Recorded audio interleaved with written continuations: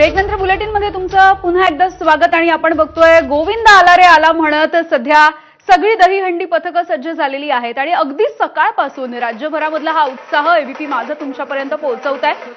ठाणे असेल, पुणे असेल, मुंबई सोबतच या वेगवेगळ्या उपनगरांमध्ये आणि राज्यामधल्या वेगळ्या शहरांमध्ये सुद्धा याच दहीहंडीची धूम सध्या आपल्याला बघायला मिळते। अनेक सिने कलाकार आणि पडद्यावरचे तारे सुद्धा या दहीहंडीच्या उत्सवामध्ये सहभागी होताना आपण पाहतो आहोत। सबसे कातिल गौतमी पाटील असं म्हणत गौतमी पाटील, राधा पाटील या सगळ्यांनी सुद्धा यामध्ये सहभाग घेतला आणि गोविंदा पथकांचा उत्साह चांगलाच वाढवलाय। तर सध्याची ही दोन दृश्य आपण पाहतोय। पुण्यामध्ये पारंपरिक पद्धतीनं ढोल ताशांच्या गजरामध्ये यंदाच्या वेळची दहीहंडी साजरी केली जाते आणि डीजे सारख्या गोष्टींना फाटा देत यंदा पुन्हा एकदा हाच उत्साह टिकून ठेवण्यासाठी पारंपरिक ढोल वादन या ठिकाणी केलं जाते।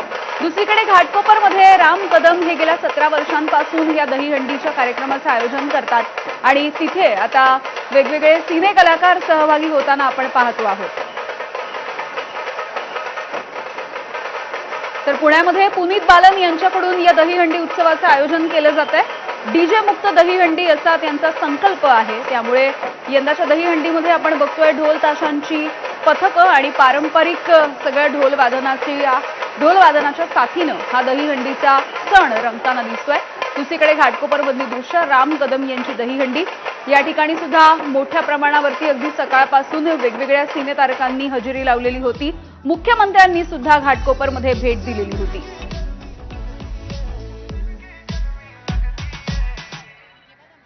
लाल कलर की साड़ी में कोई डेंजर लगती है। तर ही सगळी गोविंदा पथकं सहभागी होत आहेत आणि सलामी दिली जाते दहीहंडीला। जितके थर लावले जातील तितक्या थरांसाठी या गोविंदा पथकांना आकर्षक अशी बक्षिसं सुद्धा ठेवण्यात आलेली आहेत। अगदी सकाळपासून मुंबई आणि उपनगरांमध्ये पावसानं सुद्धा चांगलीच साथ दिली आहे, त्यामुळे हा उत्साह द्विगुणित झालेला आपण पाहतो आहोत। 8-8, 9-9 थर या ठिकाणी लावले जात आहेत आणि महत्त्वाचं म्हणजे आज 2 पथकं अशी होती ज्यांनी विक्रम मोडलेला आहे।